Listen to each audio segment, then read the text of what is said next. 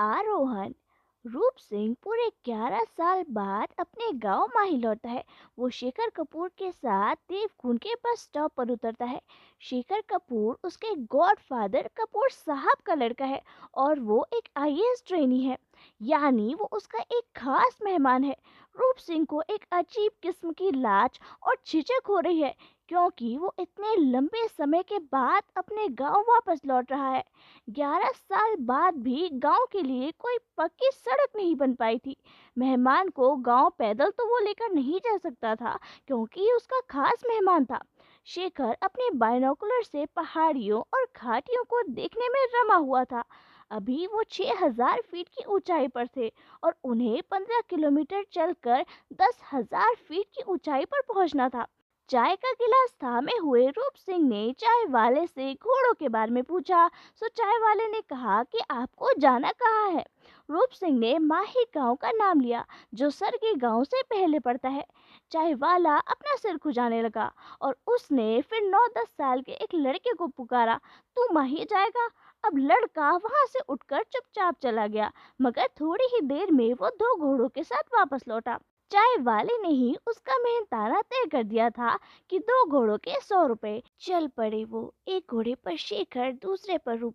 माही शेखर वाले घोड़े के साथ पैदल चल रहा था।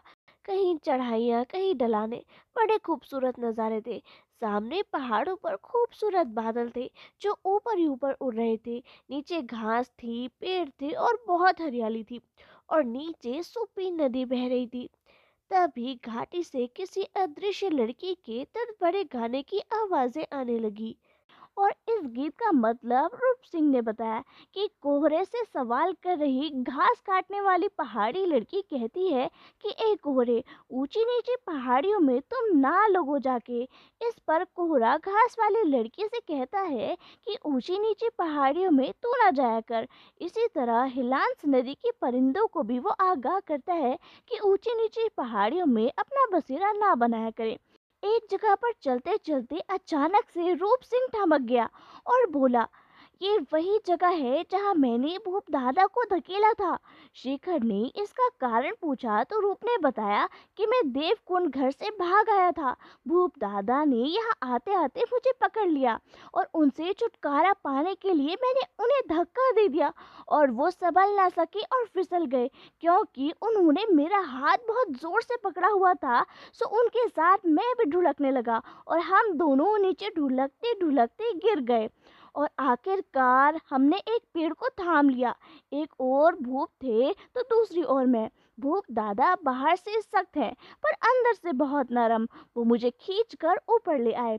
वो मेरे बदन को परख रहे थे कि मुझे कहीं चोट तो नहीं लगी, और फिर उन्होंने कुछ पत्ते निचोड़कर मेरी खरोचों पर लगाए।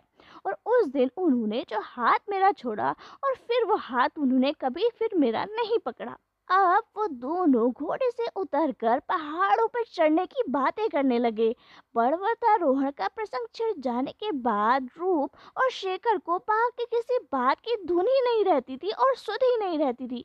ये आरोहण ही दोनों को एक सूत्र में जोड़े हुए था। अब दोनों इस बारे में बात करने लगे कि इन पहाड़ों में हम कैसे चढ़ाई करते। शेखर ने सैद्धांतिक बातों को याद किया। सबसे पहले तो कोई दरार तलाशते, फिर रॉक पिटन लगाते, दरार ना मिलने पर ड्रिल करके लगाएंगे। रूप ने मुस्कुराकर पूछा, आगे? शेखर ने बताया, रॉक पिटन, फिर एंकर, फिर आगे डिस्टेंसर, नो नो, रोप, लेडर, रस्सी की सीढ़ी। रूप ने उसे रोक कर बताया कि कोई भी चढ़ाई हो, first watch, then guide ring या समतल बनाना, फिर से देखना कि पत्थर किस जाति का है, इग्नाइस है, ग्रानाइट है, मेटामॉर्फिक है या सैंडस्टोन या सिलिका है, वरना अव्वल तो सपोर्ट ही नहीं बना पाओगे। शेखर ने रूप की बुद्धि की तारीफें की। माँ हीप ने उन्हें टोका, साहब जल्दी करो ना। उन्हें पर्वतारोहण का अध्याय बंद करके फिर से घोड़ों पर सवार होना पड़ा। अब शेखर ने रूप से पूछा कि क्या उसने कभी प्रेम की पढ़ाई भी की है। उसे कोई तो मिली होगी जिसे देखकर मन में कुछ न कुछ तो हुआ होगा। रूप ने उत्तर दिया, थी तो, मगर उम्र में मुझसे काफी बड़ी थी।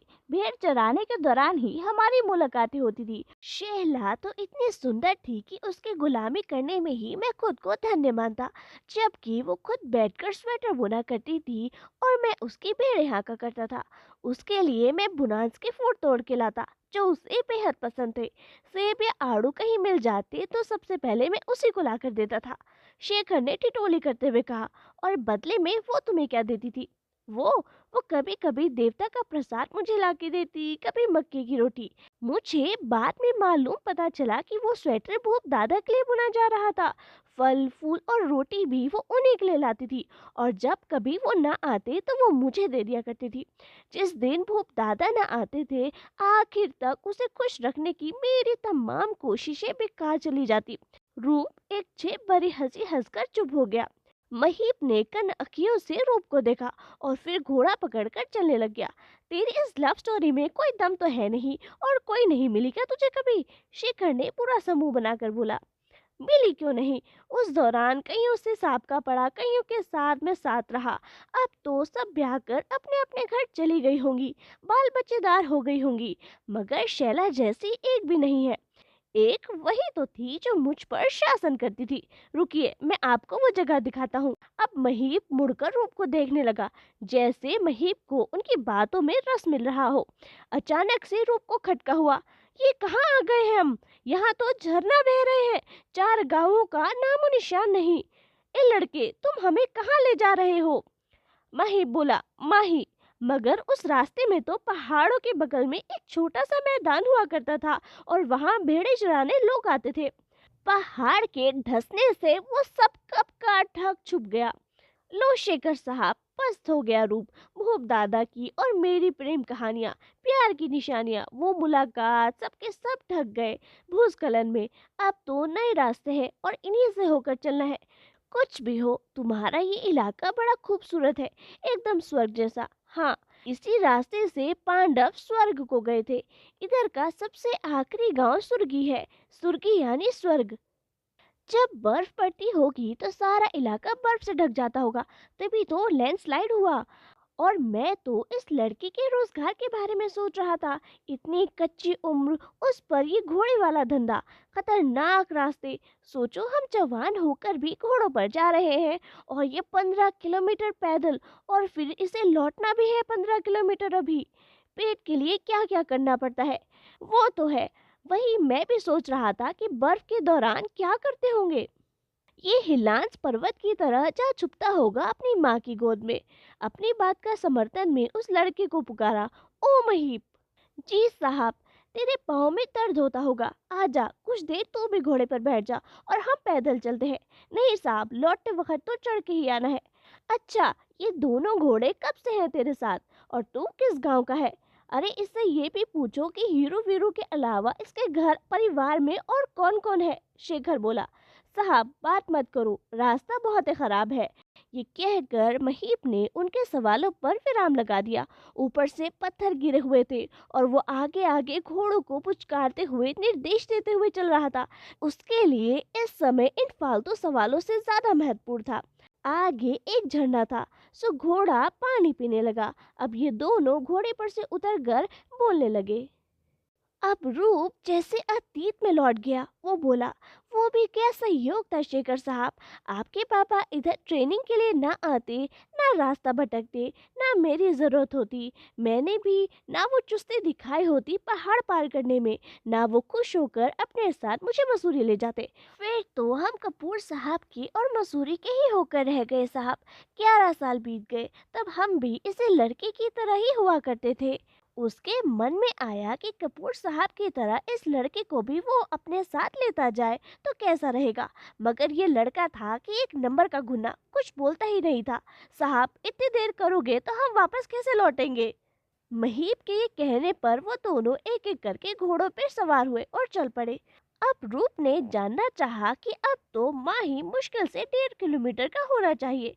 माही बोला, हाँ, बस उस पहाड़ के पीछे। तुमने बताया नहीं, तुम क्यों भाग आए थे अपने घर से?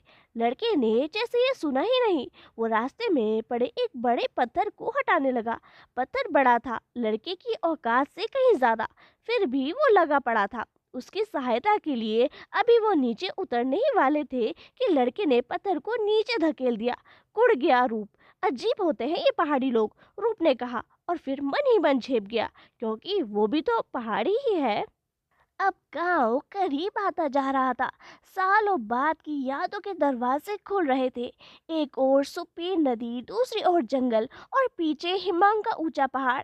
नीचे होंगे अपने खेत, अपना घर, अपने लोग, बाबा माँ, फूफ दादा और लोग। सो दो अजनबियों के आने पर गांव के कुछ लोग अपने अपने घरों से बाहर निकल आए।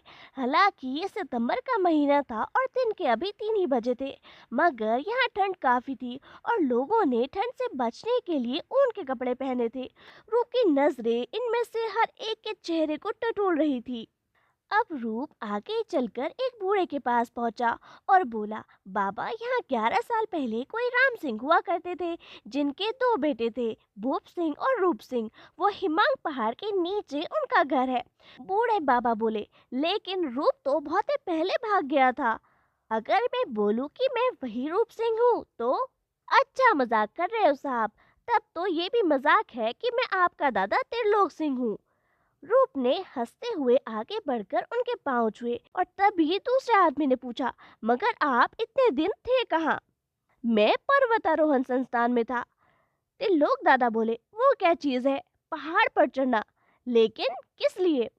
अब रूप उनकी इस बात से थोड़ा गुस्सा हो गया। बाबा, वो कोई छोटा मोटा काम नहीं, सरकार इसके लिए 4,000 की तनख्वाह देती है हमें। लो, एक और नई बात कि सरकार पहाड़ चढ़ने के 4,000 देती है। ये क्या बात हुई? कैसी बेवकूफ सरकार है? अब रूप शेखर के सामने अपने किरकिरी होते देख बहुत खिसिया गया। अब रूप ने घर जाने की बात कही। बूढ़े ने बताया कि उसके माँ बाप तो मर चुके हैं। तब रूप ने भूप दादा के बारे में पूछा। एक औरत ने बताया कि अरे, वो है, उसकी घरवाली और एक लड़का है। लेकिन वो तो, ये कहकर वो चुप हो गई। असल में वो घोड़े वाला लड़का महीप भूप दादा का ही बेटा था। भूप तो किसी से बात ही नहीं करता। शाम होने वाली है तो इस पहाड़ पर चढ़ जा। तभी किसी ने कहा, लो, भूप तो इधर ही आ रहा है। अब धीरे धीरे चलकर भूप सामने आए। वो कतई असाधारण नहीं लग रहे थे। हालांकि उनकी चुस्ती और स्वेटर मफलर में दरमियानी कद की मामूली सी शख्सियत के बावजूद उनका तिलिस्म अभी भी बरकरार था। एकदम गोरा चिट्टा चित्तीदार चेहरा, मानो ग्रेनाइट पत्थर को तराश कर गढ़ा गया हो। एकदम सख्त लंबोतरा चेहरा, उनकी अजीब सी स्थित प्रज्ञ आंखें, वही है, बिल्कुल वही। 11 साल में वो और भी ठोस और भी सख्त हो गए थे भूप दादा। दादा, रूप ने झुकते हुए कहा, मैं रूप हूँ, तुम्हारा भगोड़ा भाई। भाई ने भाई को देखा। कब आया? अभी। अकेले आया? नहीं, ये मेरे साथ है। कपूर साहब के बेटे, जो मुझे यहाँ से ले गए थे, ये उनके बेटे शेखर साहब हैं। ये आईएएस की ट्रेनिंग ले रहे हैं मसूरी में। शेखर ने अब हाथ जोड़कर भूप को नमस्कार किया, पर भूप ने कोई जवाब नहीं दिया। वहां त्रिलोक दादाजी के समेत पूरे गांव के ढेर सारे लोग खड़े थे, मगर भूप दादा जैसे शिलाओं के बीच खड़े थे। भूप ने किसी से भी कोई बात नहीं की और न ही किसी और ने भूप से बात की। भाई, चल घर चल, कहकर उन्होंने दोनों के बैग कंधों पर डाल लिए और बिना उनकी इजाजत का इंतजार किए बिना इधर उधर नजर डाले वापस मुड़ गए। ऊंचे हिमांग की तलहाटी में छोटे से भूखंड पर बसा ये गांव किसी आदम गांव सा लग रहा था। एकदम चट्टाने, झाड़ झंगाड़ और बगल में बहती सूपी नदी का शोर। अब चढ़ाई शुरू हो गई, एकदम खड़ी चढ़ाई। पहले तो पेड़ और पत्थरों के सहारे वो लोग चढ़ते रहे और फिर क्या, वो रुक गए। भूप ने कहा, क्या हुआ, आगे नहीं बढ़ पा रहे? बस इतना सा पहाड़ीपन बचा है रे? भूप ने कमर में मफलर बांधकर पहले रूप को चढ़ाया और फिर शेखर को। वो जिस धैर्य, आत्मविश्वास, ताकत और कुशलता से अपने अंगों का उपयोग कर रहे थे, वो हैरत की बात थी। अब तीनों लोग घर पहुंच चुके थे। भूप ने अपनी पत्नी के साथ रूप का परिचय कराया। रूप, तेरी भाभी। रूप ने उनके पैर छुए। शेखर को इस बात पर विश्वास ही नहीं हुआ कि वो घोड़े वाला लड़का महीप इन्हीं भाभी श्री का लड़का है। कहीं तो कोई गड़बड़ है। बाहर बारिश कह ढा रही थी। सुबह उठे तो आसमान एकदम साफ था। नीचे झांकने पर माही के छोटे छोटे घर बड़े अजीब से लग रहे थे। शेखर ने रूप से पूछा, भाई से मिलकर कैसा लगा? भाई, बस थोड़ी सी ही धुन छटी है अभी। यूं कहते हैं कि लियोनार्डो दा विंची ने पहाड़ को देखकर कहा था कि मेरी मोनालिसा यहाँ है, मगर इसे पाने के लिए मुझे ढेरों पत्थर और मिट्टी के मलबे हटाने हैं। तुम्हारा भाई भी इसी पहाड़ में है, मोनालिसा नहीं, साक्षात शिव, मगर उस तक पहुँचने के लिए तुम्हें ढेरों मलबे हटाने पड़ेंगे। रूप कुछ बोला नहीं। नाश्ते पर पहली बार सब साथ बैठे। बुने हुए मक्के के बाल और चाय। रूप ने अपने भाई से पूछा, यहाँ इस पहाड़ पर कैसे आना पड़ा दादा? मलबा हटाने की रूप की एक और कोशिश। आज इतने सालों बाद तू यहाँ यही पूछने के लिए आया है? मुझे और शर्मिंदा ना करे। तो सुन भाई, तेरे जाने के बाद अगले साल बहुत बर्फ गिरी। ये हिमांग पहाड़ उसका बोझ ना उठा सका, धसक गया और अपने 30 नाली खेत, मकान, माँ बाबा सब दब गए मलबे में। मैं ही किसी तरह बच गया, छानी पे जो था, इसीलिए वहीं से तबाही देखी मैंने, लाचार, असहाय। तू होता तो पहाड़ का मलबा क्या, पहाड़ तक हटा लेते दोनों भाई, खेत भी खींच कर निकाल लेते, माँ बाबा को भी। लेकिन नहीं हो सका, वही पहाड़ कब्र बनकर रह गया सबका। चारों ओर तबाही थी। तुझे बचपन में बाबा की सुनाई कहानी याद होगी, नन्ही चिड़िया वाली। उसे गिद्ध ने कहा था कि मैं तुझे खा जाऊंगा। चिड़िया डर गई। चिड़िया ने धीरज रखकर पूछा, और अगर मैं तुझसे ऊंचा उड़कर दिखा दूं तो? गिद्ध उसके बचकाने पर हंसने लगी। उस चिड़िया ने पूरी ताकत लगा दी उड़ने में, और उड़कर वो जा बैठी गिद्ध के पीठ पर। अब चिड़िया को कोई डर न था। वो अब हर हालत में उस ऊंचाई पर थी। तो भाई, इसी तरह मैं भी आ बैठा मौत की इस पीठ पर। थोड़ी बहुत खेती शुरू की। वो शैला को नीचे ले आया। उसके आने से खेती फैल गई। वो पानी की समस्या हल करने के लिए एक झरने को मोड़कर लाने में सफल भी हो गया था। रूप ने जब शैला भाभी के बारे में पूछा तो भूप ने बताया कि काम काफी बढ़ गया था और शैला को बच्चा होने वाला था। और फिर मैं एक दूसरी औरत यानी ये भाभी ले आया। शैला से एक बेटा हुआ, महीप।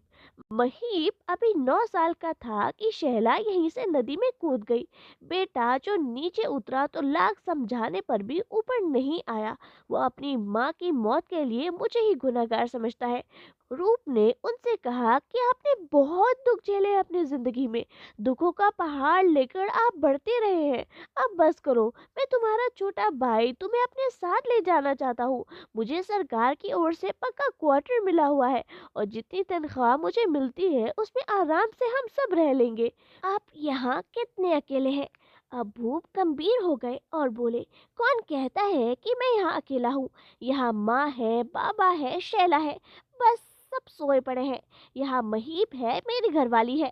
मौत के मुंह से निकाले गए मेरे खेत हैं, पेड़ हैं, झरने हैं। इन पहाड़ों में मेरे प्यारे और मेरे पुरखों की आत्मा भटकती रहती है। दादा, मैं ये सब देख देख कर सुन सुनकर मेरा कलेजा मेरे मुंह को आ रहा है। अभी भी बची कुची जिंदगी के साथ इंसाफ किया जा सकता है। बहुत इंसाफ किया तुम सभी ने मेरे साथ, अब मुझे माफ कर दो। मेरी खुदारी को बख्श दो। अब तो जिंदा रहने तक मैं नीचे नहीं आऊंगा।